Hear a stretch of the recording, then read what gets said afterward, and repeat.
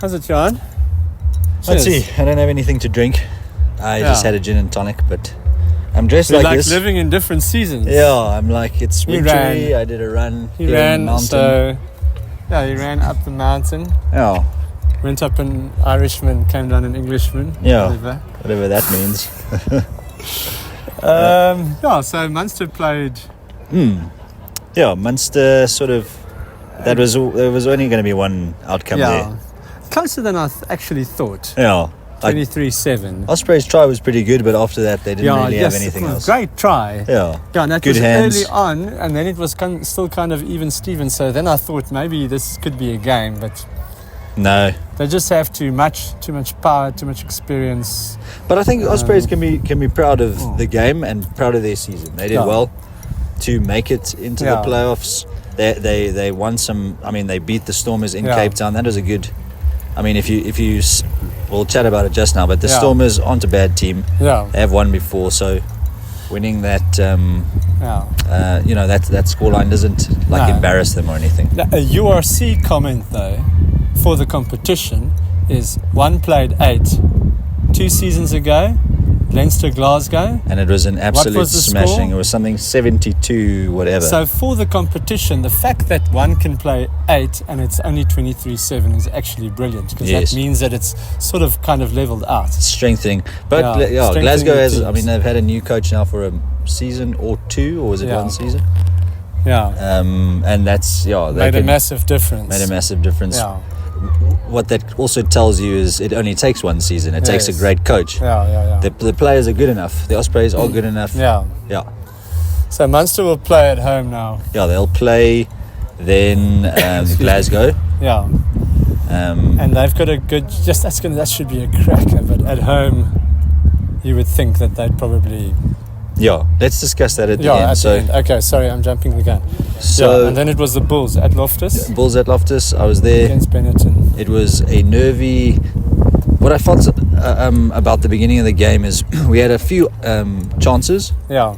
And then it was like the final pass doesn't go to hand. There's a knock on from Johan Goosen over the try line. It was like we had some errors, but Benetton also defended very well. Yeah. And then it was pretty much like it was in the like the round robin stage, where they're also scoring, they're also staying in the game, and I was very nervous at the end. I was happy to come away with that win, and I'm not. Everyone's like, but this is an Italian team, and it's not the same Italian team. That backline, they're good. Fekitoa plays they're for. Good. Yeah. That's an excellent centre. Yes, and he had a great game. That left wing of theirs, that Fijian-looking guy, and that the eighth he's man, amazing. And they've got really powerful ball carriers, and they're sleek, they're skillful. The passes all stick. It happens at pace. There's very good continuity. Good forwards. They've got strong forwards. Yeah, no, and Gabrisi is like the big thing in Italian rugby. Was that Brex that was playing outside centre? Yeah, I'm not 100% sure. They've got two. They've got big centres. Anyway, that outside centre. Yeah, I think it might have been Brex. It's that guy that plays for the Italian. Anyway, whoever that was, he's really good as well. I was impressed with their centres. Obviously, we mentioned Fekitoa. Their fly-off scored a great try, just slipping through there. Yeah, it's a quality unit. Yeah, I hate saying this, and I hate it that I'm going to say this, but. The Bulls just look unpolished, and I don't actually see us beating Leinster at Loftus. The way we're playing now, the amount of mistakes they make, the amount of handling errors, the quality of Leinster. Let's put that in. Yeah, obviously the quality of Leinster, but just from a playing at home, like inconsistency in set piece. I don't know what happened. I mean, sometimes teams really hit their straps like Ospreys did to get into the playoffs and stuff, and it just seems like the Bulls are losing their way a little bit. Well, it feels like we've actually coasted the entire season. Like, we had a good game against the Stormers at Loftus, and we did well to beat the Lions. I thought that we could have lost that game as well. Yeah. Apart from that, like, which games stand out as being like, yes, that was our season defining moment. Like we've used the sentence, it was a bad day, but we still won too many times. Yeah. But maybe that's, I mean, and we've said the sentence before as well. Maybe that's what good teams do. They find a way to win. Well, maybe it's comfortable for us to think that we're underdogs going in, and maybe we can pull the rabbit out the hat, but it just doesn't seem great at the moment. Yeah, especially because Leinster's also going to be so hungry. Yeah. But anyway. So then Leinster Ulster 43-20. That was also, I mean, they pulled away early on in the game. Yeah. Leinster, they just look awesome. Yeah, the game plan completely stuck. A different game from the previous Leinster Ulster game. Yeah. It wasn't tight ever. No. It was never. They were never in it. They Ulster seemed to score from the opposition's mistakes. They've got enough quality to get the ball to the right guys and to score tries against the run of play. But if the same as against Munster, they just couldn't turn the tide, and they just kept on chasing the game really. Yeah. I have to mention Simon Zebo though. Simon Zebo for Munster. I know we're not at Munster now, but yes, he looks out of shape. But he scored a great try. Yeah, he's got a very good try. It was what is it like? It was at least 15 meters he had to run through. It shows you like pure talent and that sort of thing. I mean, but he's a little bit of a cult hero. It seems like he's like. And I love guys like that. You know, it reminds you of a Pedri Vandenberg or a Skalk or a Dwayne who doesn't do all the hard gymming and stuff, but they're just like. Or like a Stefan ter Blanche. Yeah. Who's like everyone's like, how old is that guy? He was obsessed with gymming. Simon Zebo's fat. Yeah, he looks like he's probably the biggest party animal in the team. He can't tuck his shirt in. Simon Zebo. And he still gets around and he's got pace. And I mean, yes, it's amazing to see oaks like that still playing the game. In any case. I didn't like him in the game against the Bulls when he faked an injury and then... Yeah, anyway. And then, obviously, as South Africans, we wanted the Stormers to win in Glasgow, they were also not really.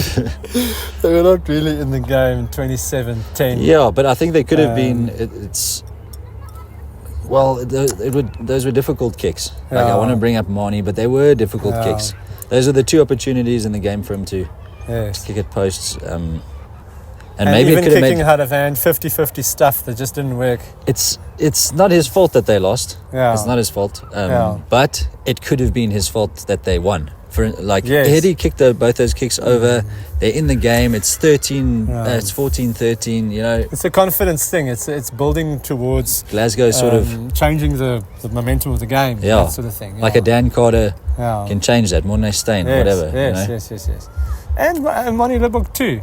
But then you try more, and a guy whose whole play is based about skills, about trying stuff. Yeah. If you try those things and it doesn't work, like it did against where he kicked the cross kick. Who was that? It was against the Ospreys. Yeah. Kicked the cross kick, and they actually scored from the cross kick. Then you lose your confidence, and you sort of start losing the game play by play. Yeah. Yeah. And that was the weekend. That was it. Yeah. So now you got the two semis. With the two semis, Bulls one at Loftus, the other one in Munster Glasgow. Yeah. So what do you call Munster? Hang on. Let's wait for this bucky to leave. They're so quiet. The diesel. It's a Hilux Raider 4x4. Take your time. It's got a nice canopy. The canopy's there. I want to cruise in here. There they go. And action. Munster Glasgow. I hope for a nice tight game. I think it will be a tight game because Franco Smith is clever. Yeah. Not that Greenwood. No, not Greenwood. The guy Roundtree. Just was way off. It's like the details are as fuzzy as Graham Roundtree's ears. Yeah.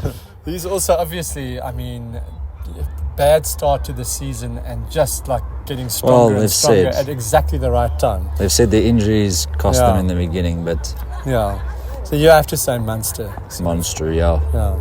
And then my heart or head? My heart, unfortunately, my heart says Bulls, but my head says Leinster. I'm also unfortunately going to say Leinster. Another Leinster-Munster. Especially with this, like the air must be dry and it must be freezing cold, so it's thin and it hurts your lungs.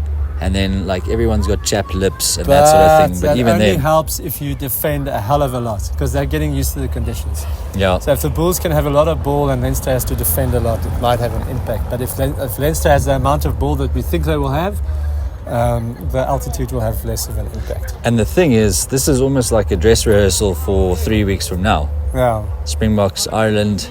Sure. So they're quickly coming over just to check out the conditions. Yeah.